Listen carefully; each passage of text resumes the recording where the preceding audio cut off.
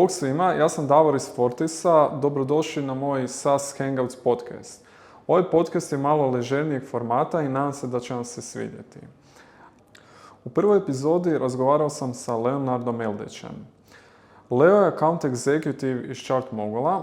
Također, on je pokretač sastanka, najboljeg regionalnog SaaS meetupa.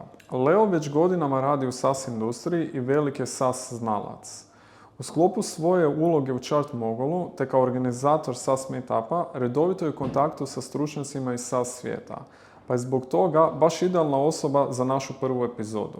U ovoj epizodi smo pričali o stanju SaaS industrije, product market fitu, savjetima za ljude koji kreću kao prodavači u SaaS svijetu i još nekim stvarima. Izvukli smo samo najzanimljivije dijelove za prvu epizodu, pa ajmo poslušati šta Leo ima za reći. PLG ili sales-led growth? Pa ja volim sales-led, mislim makar sad radim u PLG firmi, ali volim taj moment gdje ti kad prodaš deal da je to full bitno.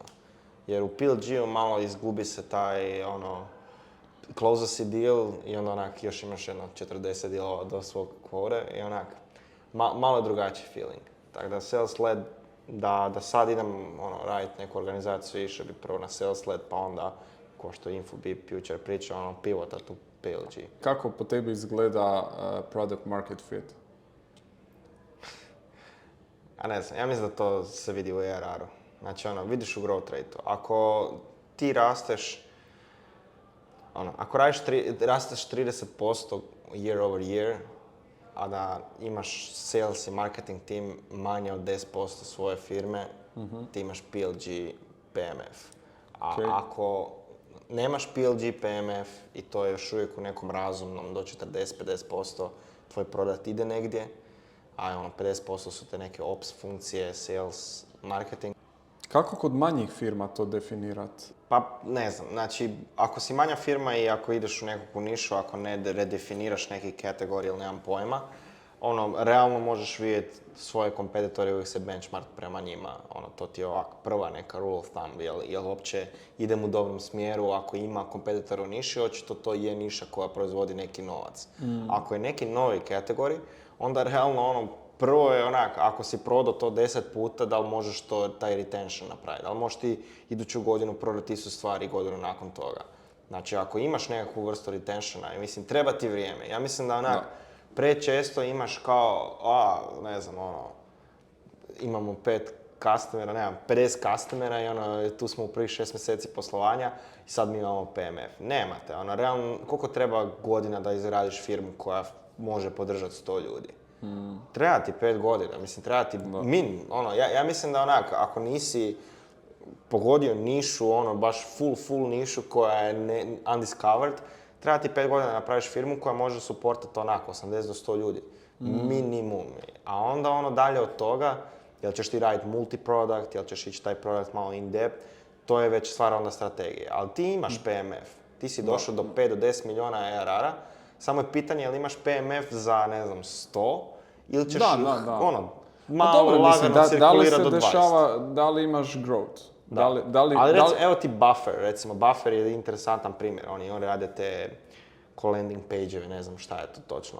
Buffer je, ja znam Buffer po social media. Jel je social, da. Aha, dobro, ja sa Insta pages pomiješao. Insta pages. Ali Buffer recimo isto je to je firma koja ne grova toliko, došli su do 15-20 milijuna ARR-a i tu su. Ali to je možda njihov cijeli market. Jel to toliko loše da ostaneš na 20, da mi kažeš imaš firmu od 20 milijuna ARR-a godišnje, jel bi se ja bunio, ne bi. Mislim, jest da postoji ta inklinacija, zanimljiv moraš Buffer, growth. ja sam ga baš, kad se ga spomenuo, oni su bili prvi alat u toj kategoriji za skeduliranje tih social media postova. Oni su stvorili tu kategoriju, ali prvo kako se čulo za njih je bilo preko kontenta. Znači oni su čak radili ne blogging, nego guest blogging. Jer sam baš pričao priču od Lea Vidrića koji je jedan od co-foundera, kaže nije imao pojma marketing, tad je ovi su ga pitali ćeš biti marketing u našoj firmi, da, on je rekao mogu ovo i nije imao pojma kako raditi i onda je išao čitat kad je dobio posao i onda je krenuo, vidio koja metoda, guest blogging i onda je dnevno ono radio 5-10 guest posteva da se, to je što bi danas možda nazvali digital PR. I onda je cijeli web je odjednom čuo svugdje gdje odeš, pročitaš za buffer i onda su ljudi došli i isprobali taj buffer kako su čuli za njih. Znači potreban ti je awareness. Ako niko ne zna za product, ne može ga ko ni preporučiti, neko mora prvo saznat za product. Radili su na tom awarenessu, ali su tad bili full dobar alati, inovativni, koji su izmislili nešto što niko drugi ne radi i zato kad bi ljudi čuli, ajmo isprobaju, rade nešto što je bilo tad inovativno, a korisno. Mislim, danas su koristan alat, ja ih koristim da skedžuliram svoje LinkedIn postove. A recimo Agora Pulse, oni rade sličnu stvar, oni grovaju više od buffera.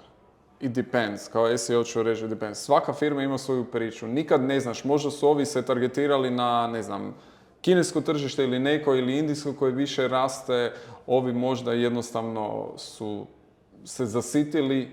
Imaš firmi koje dođe... Kad kažeš PMF, meni je uvijek u glavi, je li to firma koja će eventualno postati profitabilna? To je meni najbitniji neki scope, zato što obzirom na investiciju ili na neki ambiciju tog foundera, da li će ikad mečat se ta ambicija sa realnošću. Da. Mislim da to je jako dobra definicija, jer sad u ovom periodu kad je bio ekspanzija clouda tokom pandemije, da smo vidjeli jako puno i novac je bio jeftin, da je bilo jako puno investicija, pogotovo u Americi, novac se dijelio šakom i kapom u firme, u ideje koje totalno nisu... Aj sad se dijeli. Da, kad pogledaš na seed, znači seed nije ništa. Da. Znači seed je po meni sad još više se zajaho, zato što ti je na growth stage, znači sve što je više od serije A, te firme sve ne izgledaju više neprivlačne. I onda su svi potegli, ajmo mi seed jer trebamo čekati ovaj period i sad u seedu imaš milijun fondova. Da. I financiraju se po meni opet glupe ideje. Da, i manje su riskantni i onda se opet riskantni. Ali, znači to je po meni čak i dobar rasplet priče, jer je pitanje bilo da li će svi samo kočnicu stisnut, ali nisu. Po meni su se, dosta su se prebacili u taj early. Da. I gledaj, u tom segmentu, ima svačega. Ali tu možeš, recimo, ti da imaš seed 150.000 eura, ti još možeš napraviti nekakav exit, praviti equity za $2 milijuna, investitori sretni, ti si dobio nešto i ide gas. Dobro, ali ono što sam recimo htio možda reći, evo da se ispravim, financirali su se razni poslovni modeli, kako bi rekao. Znači, dosta je bio popularan taj poslovni model rast po svaku cijenu, gdje nema te profitabilnosti ni u bližoj ni u daljnoj perspektivi, tako da jako mi se svidjela ta tvoja definicija, da li uopće ima nade da će to biti. Nedavno sam gledao dokumentarac o WeWorku, koja je upravo to bila kronično, doslovno njihov poslovni model je bilo rezanje novaca i nikako nisu radili na tome da optimiziraju da barem tadašnji founder i CEO, da ikad firma bude profitabilna. Jednostavno, to je bilo baš ekstremno nasilno growth, samo ganja i reza jer je founder bio dobar u rezanju. I po meni to je jedan najekstremniji primjer, a sad to imamo puno između nijansi. Ali recimo, meni je interesantno, sad smo u tom after mod, sad smo sišli svi. A prije su svi bili pametni. Svi smo bili pametni, prije godinu dana je bilo jebeš keš je za budale.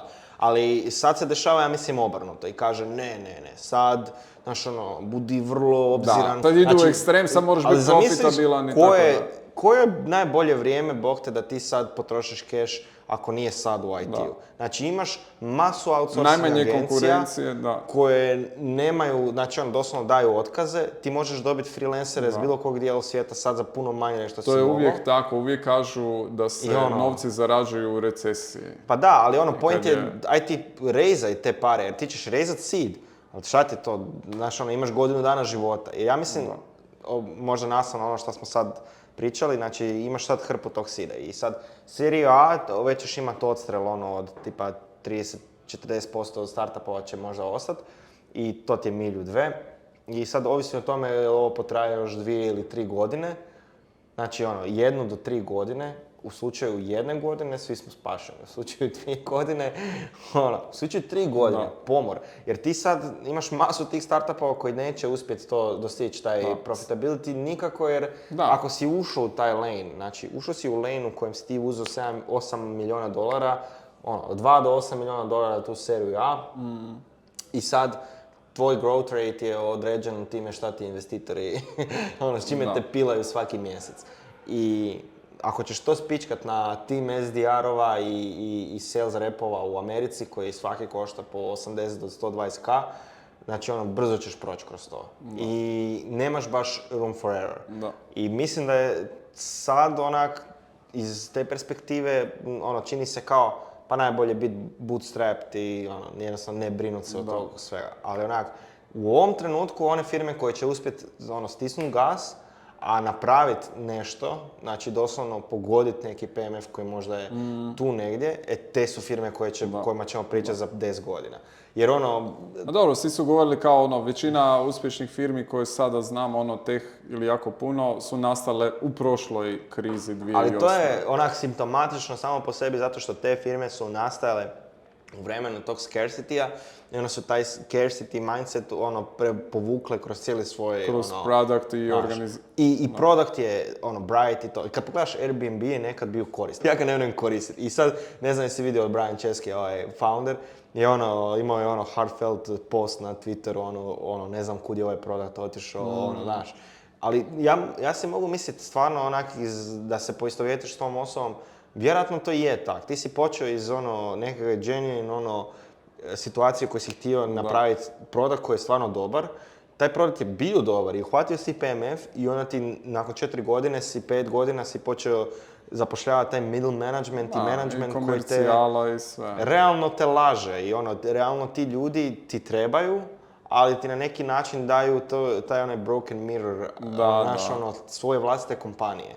I sad, jel to se može izbjeći? Pa vjerojatno može, ali nije vjerojatno Kad budemo mi bili u toj priči, onda ćemo moći reći... Da, onda ćemo pričati. Onda ćemo pričati o tome. Ajde, reci nam, Leo, najbolji sales savjet za sales repove u SaaS industriji. Nove ili one koje su već unutra? Pa možemo prvo nove. Pa za nove je po meni da jako dobro nauče prodati koje prodaju. Ja mislim da odeš na LinkedIn i napiši ovakvu sekvencu, pošalji 17 mailova. I ajde, nekom uspije, ali po meni ako znaš dobro svoj prodat i znaš kome dobro služi, vjerojatno ako imaš 2 klika u glavi, vjerojatno ćeš skužiti kome još to služi. I ako trebaš raditi outbound, radit ćeš ga pametnije jer razumiješ kome. Meni je trebalo godinu dana u chart mogu da ja razumijem, znači jest, svi trebaju metrike, ali postoji određena skupina ljudi koji ih treba više od ovih drugih. I to, nažalost, meni je, ja mislim, nije savjet sales repovima, nego više sales menadžerima, ne možeš imati tenure od 6 mjeseci za sales repove. Znači, ko nas evo recimo, zaposliš marketingaša ili SEO eksperta i kažeš mu imaš 6 mjeseci da mi deliveraš rezultate. Događalo se. Pa znam, ali je to fair? Možeš od osobe očekivati, pogotovo nekog novog. Amerikanci zapošljavaju ljudi ravno s faksa. Mi tražimo 5 godina iskustva. Tenure je 9 mjeseci ili koliko već. I to je to, a ne možeš, a složi poslovni model da on izdrži par godina i automatski ćeš iskorištavati to njihovo znanje. I još jedan savjet za one koji su early u sales karijeri, po tom istom principu da tražiš posao. Znači, ako je to product, naravno da ne možeš, ode u data analytics sektor, sad ću ja znati koji je product bolji od drugog. Ne, ali mogu otići Databricks, Reddit, vidjeti koji su reviewovi, ljudi koji stvarno znaju to. Zainteresiraj se actually za produkt koji prodaješ jer će ti otvoriti malo više vrata. Jer nije samo stvar u tome koliko ćeš napraviti activity, a stvar je u tome da ti tim ljudima na kraju dana moraš prodati produkt koji će oni htjeti.